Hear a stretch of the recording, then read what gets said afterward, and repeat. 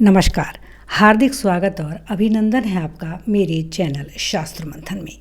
सर्वप्रथम अक्षय तृतीया जैसे महान पर्व की हार्दिक बधाई और शुभकामनाएं। यदि ये छोटा सा वीडियो आपको अच्छा लगे तो कृपया अंत तक देखें और लाइक और सब्सक्राइब जरूर कर लें। अक्षय तृतीया, इसमें जो अक्षय शब्द है, इस संस्कृत शब्द का अर्थ है शाश्वत। यानी अक्षय तृतीया असीमित भाग्य और समृद्धि प्रदान करने वाला एक शुभ और शाश्वत दिन है। विभिन्न पुराणों में इस दिन की असीम महिमा गाई गई है। यूँ तो 12 महीने की जो प्रत्येक शुक्ल पक्ष की जो तृतीया तिथि होती है उसे शुभ माना गया है, लेकिन वैशाख शुक्ल पक्ष की ये तृतीया तिथि अक्षय तृतीया के नाम से जानी जाती है और इस दिन किया गया मंत्र जाप, यज्ञ, दान या इस दिन अगर सोने चांदी की खरीदारी की जाए तो ये सभी कार्य शुभ होते हैं और अक्षय फल की प्राप्ति कराते हैं। पौराणिक उक्ति है कि इस दिन किसी भी कार्य का पुण्य क्षय नहीं होता। इस दिन कोई भी मांगलिक कार्य हम कर सकते हैं। इसके लिए बिना शुभ मुहूर्त देखे हम उस कार्य को कर सकते हैं, क्योंकि संपूर्ण दिन ही हर दृष्टिकोण से शुभ और अच्छा होता है। यूँ तो विभिन्न ग्रंथों में अक्षय तृतीया के बारे में बहुत कुछ कथा और बहुत सारी मेन घटनाएं हमें पढ़ने और सुनने मिल जाती है, लेकिन पुराणों के अनुसार ऐसे कई तथ्य हैं जो अक्षय तृतीया के बारे में हमें विशिष्ट जानकारी प्रदान करते हैं। नारद पुराण, भविष्य पुराण, अग्नि पुराण, ब्रह्मांड पुराण और ब्रह्मवैवर्त पुराण, साथ ही साथ विष्णु पुराण इत्यादि में भी अक्षय तृतीया के पावन व्रत के बारे में विभिन्न प्रकार की जानकारियां हमें उपलब्ध होती हैं। तो आइए जानते हैं कि पुराणों में अक्षय तृतीया से जुड़े 7 महत्वपूर्ण तथ्य क्या क्या हैं। पुराणों के अनुसार अक्षय तृतीया से ही सतयुग की शुरुआत हुई थी। दूसरी बात कि वेद व्यास जी ने इसी दिन गणेश जी के साथ मिलकर महाभारत लिखना प्रारंभ किया था।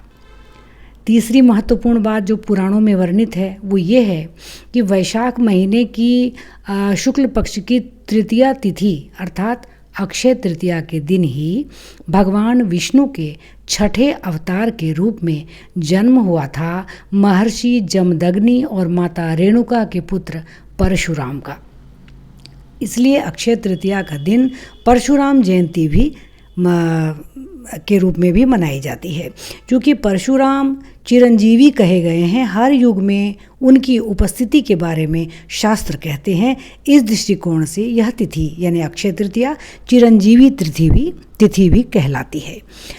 चौथी महत्वपूर्ण बात कि पुराणों के अनुसार सभी युग, चाहे वो त्रेता हो, सतयुग हो, कलयुग हो या द्वापर, इसी दिन प्रारंभ होते हैं, यानी इसी दिन से गणना प्रारंभ की जाती है। पांचवी महत्वपूर्ण बात, नारद पुराण में एक विशिष्ट कथा आई है कि इसी दिन भगवान विष्णु के चरणों से धरती पर माँ गंगा अवतरित हुई थी।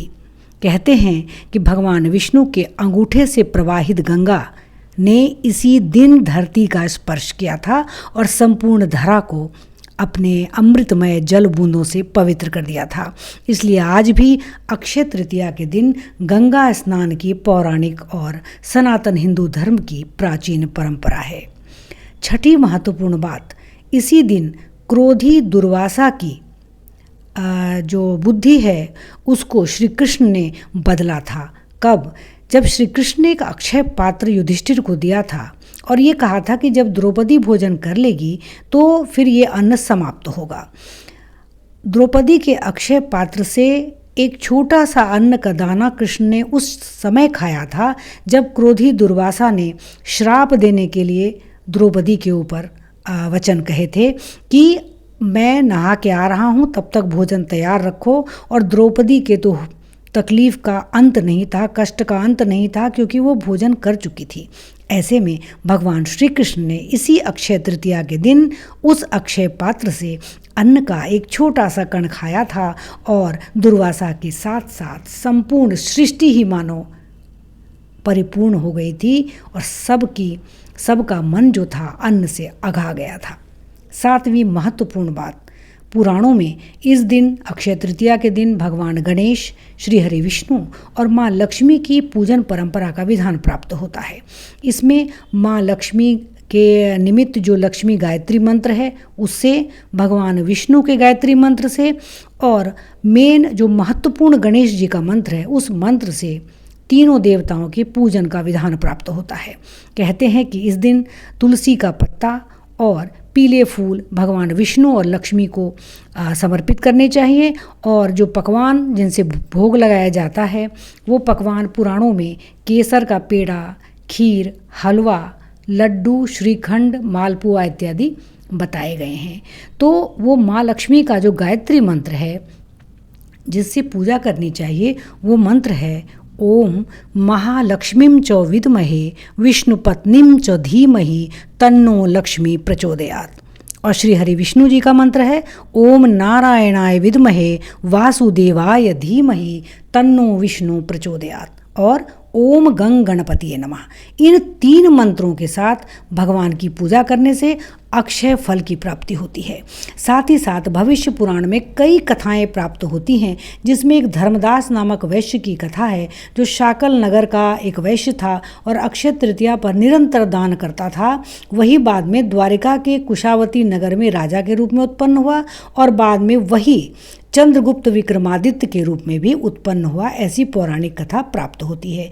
पुराण तो स्पष्ट कहते हैं कि इस दिन किया गया पितरों का तर्पण सभी पापों का प्रायश्चित कर देता है। साथ ही साथ यदि किसी व्यक्ति को अपने किसी पाप का प्रायश्चित करना है तो अक्षय तृतीया से शुभ दिन कोई भी नहीं है। इस दिन भगवान विष्णु का अपार आशीर्वाद भक्त को प्राप्त होता है। इस दिन अगर आप किसी भी तरह का दान ना कर सकें तो जल दान अवश्य करें, क्योंकि जल दान को अक्षय तृतीया में महान दान बताया गया है। जय श्री हरि। ओम नमो नारायणाय। ओम नमो भगवते